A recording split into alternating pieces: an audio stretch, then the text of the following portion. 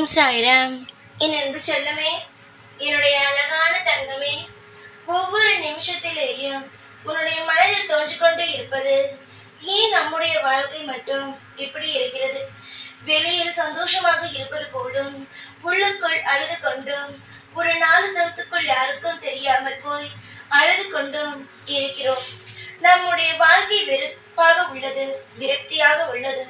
மற்றவருடைய வாழ்க்கையை பார்த்து ஒப்பிட்டு பார்க்கும் பொழுது இன்னும் அதிகமான வேதனைகளையே கொடுக்கிறது. இதற்கெல்லாம் காரணம்தான் என்ன? என்னுடைய வாழ்க்கையில் என்ன அப்படி செய்யக்கூடாத தவறையா செய்துவிட்டு இந்த பூமியில் நான் பிறந்து விட்டேன்? ஒவ்வொரு நேரமும் நான் சாயி சாயி என்றுதானே ஒவ்வொரு நிமிஷமும் சொல்லிக்கொண்டே இருக்கிறேன். சாயி, உங்களுக்கு என்னுடைய மனமானது புரியவே இல்லையா என்று நீ என்னிடம் கேட்கிறாய். உன்னுடைய மனம் புரியாமலா உன்னிடம் வந்து நின்று பேசிக்கொண்டு இருக்கிறேன்? அது மட்டுமல்லாமல் உன்னுடைய வாழ்க்கையிலும் உன்னுடைய மனதிலும் என்ன நினைக்கிறாய் என்பதை சொல்லிக்கொண்டு இருக்கிறேன். தங்கமே, உன்னுடைய மனதில் இருக்கும் ஒவ்வொரு விஷயங்களும் நான் அறிகிறேன். எதுவுமே தெரியாமலோ எந்த ஒரு விஷயமும் புரியாமலோ நான் இல்லை. காலம் நிச்சயமாக உனக்காக இத்தனை வழிகளை கொடுத்தது. அதாவது இந்த விஷயங்கள் உனக்கு இப்ப கஷ்டத்தை கொடுக்கும் என்று ஒவ்வொரு நிமிஷமும் உனக்கு வருத்தத்தை கொடுத்தது போல, இந்த வழிகளை கொடுத்தது போல நல்ல வழிகளையும் இதே காலம் உனக்கு கொடுக்கும்.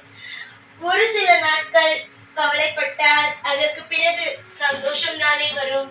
அதனால் கஷ்டம் வருகிறதே என்று நினைத்து கலங்காமல், இந்த கஷ்டத்திற்கும் ஒரு முடிவு உண்டு. நாம் வணங்கும் தெய்வம் நிச்சயமாக உதவி செய்யும்.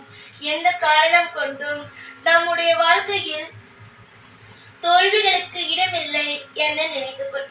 நீ தெய்வத்தை நம்புகிறாயோ இல்லையோ, நீ செய்கிறாய் பூஜை தெய்வத்திற்காக, அதை நம்பு. யார் ஒரு நபர் தெய்வத்திற்காக நேரத்தை ஒதுக்கி பூஜைகள் செய்கிறார்களோ, தெய்வத்துடைய நாமத்தை பாடுகிறார்களோ, தெய்வத்தை பற்றி பேசுகிறார்களோ, அவர்களுக்கு நிச்சயமாக தெய்வமானது அருள் புரியும். எந்த ஒரு காரணம் கொண்டும் தெய்வம் நமக்காக ஒன்றும் செய்யவில்லையே என்ற ஒரு நினைப்புக்கு மட்டும் எந்த நாளும் வந்து விடாதே. உன்னுடைய வாழ்க்கையில் இருக்கும் ஒவ்வொரு அழுக்கான விஷயங்களையும் தெய்வம் எடுக்கும். ஏன், உன்னுடைய மனதில் இருக்கும் சில அழுக்குகளையும் எடுக்கும்.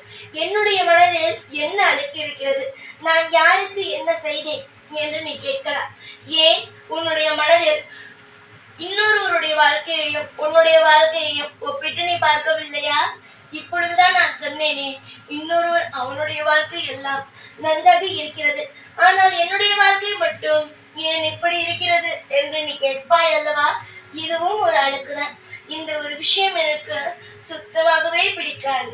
என் வாழ்க்கையில் இப்படி இருக்கிறது, அவர்களுடைய வாழ்க்கையில் அப்படி இருக்கிறது என்று யாருமே என்னிடம் எப்பொழுதும் கேட்கக்கூடாது. அந்த ஒரு வார்த்தையை நான் மிகவும் எனக்கு பிடிக்காத ஒரு வார்த்தை நான் கேட்கவும் விரும்பவில்லை. உன்னுடைய தேடல்களும் உன்னுடைய ஆசைகளும் என்னென்ன என்பது உன்னை விட எனக்கு நன்றாக தெரியும்.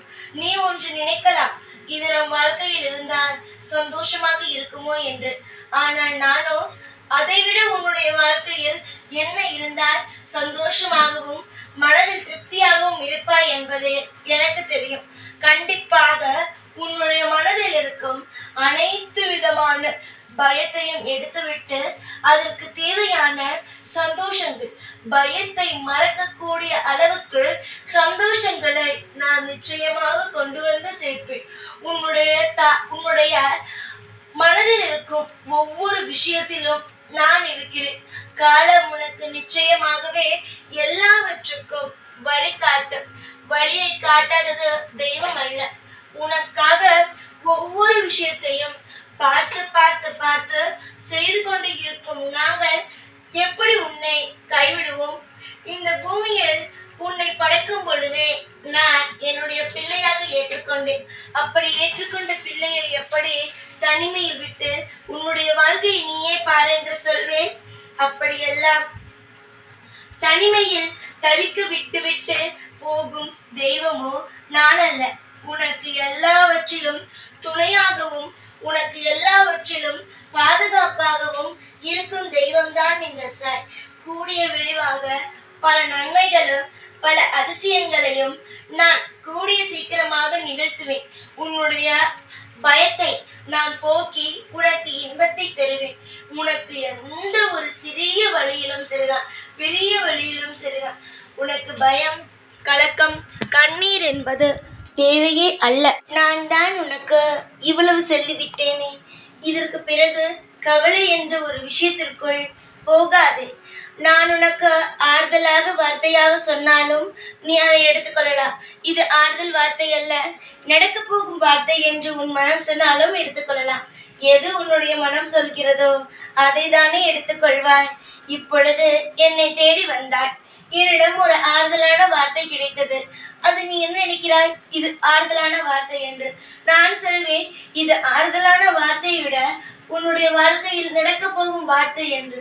ஆனால் அது உன்னுடைய மனமானது ஏற்றுக்கொள்ளுமா? ஏற்றுக்கொள்ளாது. அதனால் எது உன்னுடைய மனமானது ஏற்றுக்கொள்கிறதோ அதை வைத்துக்கொள். நிச்சயமாக நீ எது நினைக்கிறாயோ அது நடக்கட்டும். எப்பேற்பட்ட விஷயமாக இருந்தாலும் சரிதான், உன்னை காப்பாற்றுவது மட்டுமே என்னுடைய வேலை. இந்த உலகத்தில் ஒவ்வொரு வீட்டிலும் நான் இருக்கிறேன். என்னை எந்த இடத்தில் மரியாதையோடு அதுவும் நம்பிக்கையோடு சாயி இங்கு வாருங்கள் என்று யார் கூப்பிடுகிறார்களோ அங்கு நான் இருக்கிறேன். நான் எந்த ஒரு இடத்திலும் நான் இல்லாமல் இல்லை, எல்லா இடத்திலும் இருக்கிறேன். நன்மையை உண்டாக்கிறேன். எல்லா காலகட்டத்திலும் அவர்களுக்கு தேவைப்படும் ஒவ்வொரு விஷயத்தையும் கொடுத்து கொண்டு தான் இருக்கிறேன். எதிர்பார்த்த விஷயங்கள் நடக்கவில்லை என்றவுடன் கவலைப்படக்கூடாது. அது நடக்க வேண்டிய நேரத்தில் கட்டாயமாக நடந்தே தீரும். எந்த ஒரு விஷயமாக இருந்தாலும் சரிதான், அது உன்னுடைய மனதுக்கு பிடித்த விஷயமோ பிடிக்காத விஷயமோ, ஒரு சமயம் நடக்கிறது என்றால் அது நடக்கட்டும் என்று விடு. அதில் எதையும் போட்டு குழப்பிக் கொள்ளாதே. உனக்கு இப்பொழுது இந்த நிமிஷம் நடக்கும் விஷயங்கள் பிடிக்கவில்லையோ அதை அப்படியே விடு. நடப்பதை உன்னால் மாற்ற முடியாது, நடக்க இருப்பதை உன்னால் தடுக்கவும் முடியாது. உனக்கு பிடிக்காத ஒரு விஷயம் நடக்கிறது என்றால் அதிலிருந்து கொஞ்ச காலகட்டத்தில் உனக்கு பிடித்த விஷயமும் கண்டிப்பாக நடக்கும். தோல்விகளுக்கு இடமில்லை. வாழ்க்கையில் சாதிப்பது உறுதி.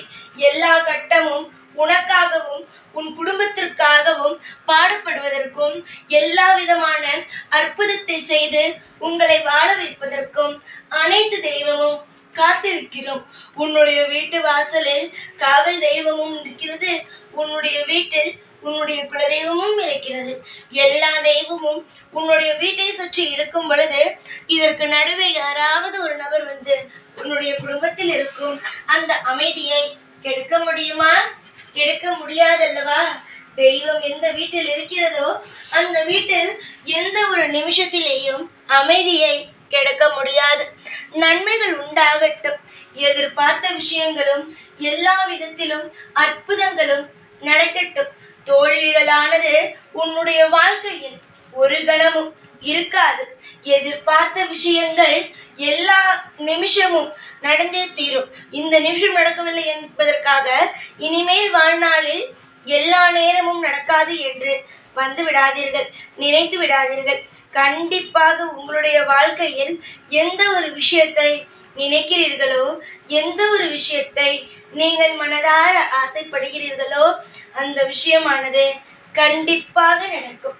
தோல்விகளுக்கு இடத்தை கொடுக்காதே, மனதில் அமைதியோடு இரு. இந்த வாக்கு இன்று மட்டுமல்லாமல் என்றும் உன் காதில் கேட்டுக்கொண்டே இருக்கட்டும். அழுவதை நிறுத்திவிட்டு சந்தோஷமாக இரு. எப்பொழுதும் உன் கூடவே இருப்பேன். இந்த சாய்நாள். ஓம் சாய்ராம்.